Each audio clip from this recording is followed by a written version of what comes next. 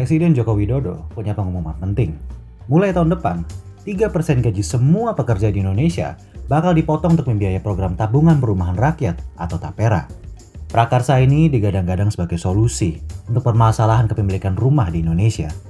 Namun, tak lama setelah ditetapkan, penolakan dari pengusaha dan masyarakat membanjir. Kenapa?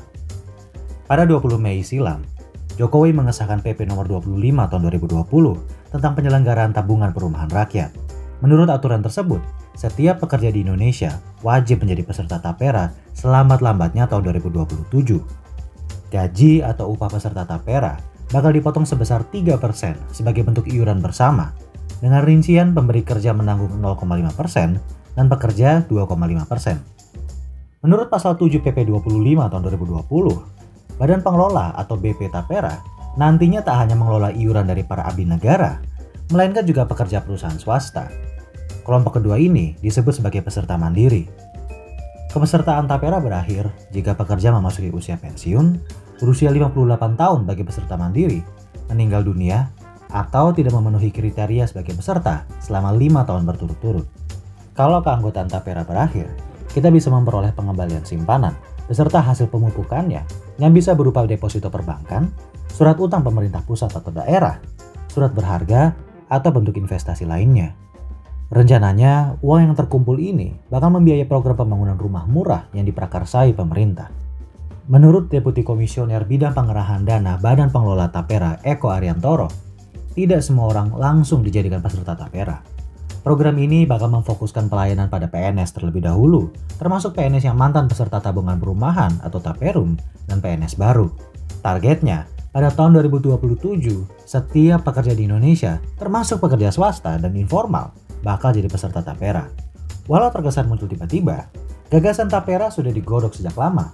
PP nomor 25 adalah turunan dari Undang-Undang nomor 4 tahun 2016 tentang tabungan perumahan rakyat atau TAPERA. Bagi pemerintah, TAPERA adalah cara murah membangun banyak rumah masyarakat berpenghasilan rendah di tengah anggaran negara yang terbatas. Menurut laporan Tirto pada 2016, Indonesia kekurangan rumah sebanyak 15 juta unit dan pemerintah tidak mampu memenuhi kebutuhan tersebut.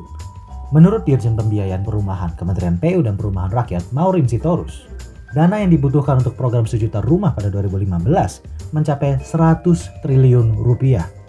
Namun, Kementerian PUPR hanya menganggarkan dana kurang dari 10 triliun rupiah.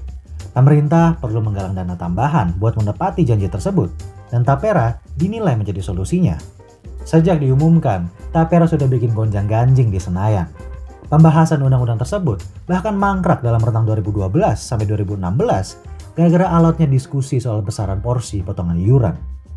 Pakar Jaminan Sosial Khazali Husni Situmorang misalnya menyatakan bahwa program TAPERA tidak menempatkan pemerintah sebagai pihak yang bertanggung jawab dalam penyediaan dana perumahan bagi masyarakat berpenghasilan rendah. Sentimen serupa diutarakan akademisi Jehansyah Siregar. Ia menilai bahwa undang-undang TAPERA adalah potret kemalasan pemerintah dan DPR. Alih-alih menjalankan kewajibannya, mereka malah membebankan pembiayaan perumahan tersebut pada masyarakat kelas menengah yang sendirinya belum tentu mampu membeli rumah.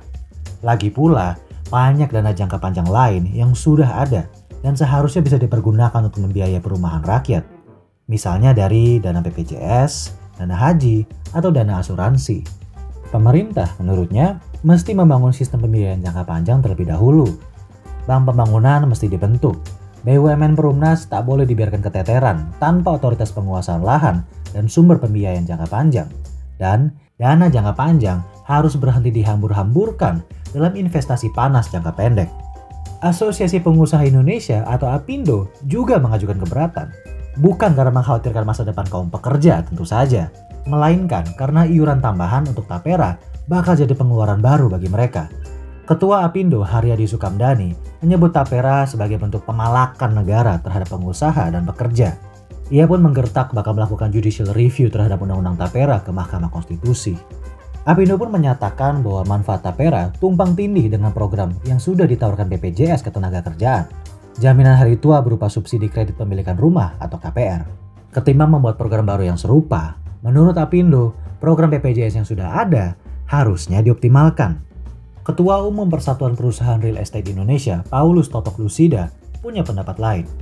Ia menyatakan bahwa TAPERA bisa jadi program yang bagus, asalkan penerapannya jelas. Masalah lainnya, masyarakat sudah banyak mendapatkan potongan gaji untuk tabungan.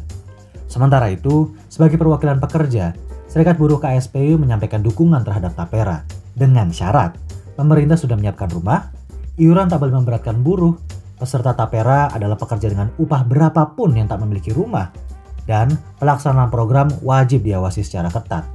Poin terakhir ini yang patut jadi sorotan penting.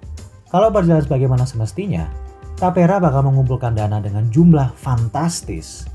Sementara itu, kepercayaan publik jelas masih tipis, mengingat berbagai kasus penyalahgunaan dana yang terjadi belakangan. Terbaru, skandal korupsi Jiwasraya. Menurut CEO Indonesia Property Watch, Ali Tranghanda, ada banyak celah dalam program tapera yang bisa dimanfaatkan untuk kepentingan pihak tertentu. Pada 2018, pemerintah mengestimasi bahwa dana yang terhimpun dari anggota PNS saja sudah mencapai 12 triliun rupiah. Kalau semua golongan pekerja menyetor, dana yang terkumpul bisa mencapai 50 triliun rupiah per tahun.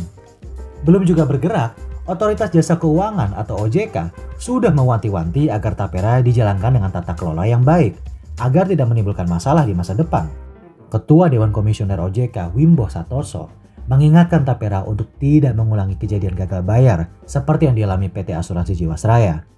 Badan usaha apapun yang mengelola uang rakyat senilai puluhan triliun rupiah harus dikelola secara transparan dan rapi. Ya, kepemilikan rumah memang persoalan genting di Indonesia. Tahun lalu, Kementerian PUPR mencatat bahwa 81 juta orang penduduk dalam rentang usia milenial belum memiliki rumah. BP Tapera pun mengklaim bahwa program serupa lazim dijalankan di negara-negara lain. Malaysia misalnya punya sistem kumpulan uang simpanan pekerja atau KWSP, sementara Singapura memiliki program Central Provident Fund atau CPF. Yang jadi soal, di luar negeri, program-program tersebut sedang diringankan selama pandemi. Iuran KWSP di Malaysia dipotong selama pandemi. Sementara, Singapura justru sedang sibuk mengembangkan Job Support Scheme untuk membantu pekerja yang kena PHK. Thailand pun menunda penagihan iuran dana pensiun dan jam sosteknya untuk meringankan beban pekerja maupun pengusaha. Dalam kondisi ini, wajar bila para pengusaha, buruh, hingga pengembang sama-sama cemas memandang tapera. Apakah tapera menjadi beban baru yang layak ditanggung di tengah pandemi? Atau mengingat latar belakangnya, bukankah ia pertaruhan yang terlalu berisiko?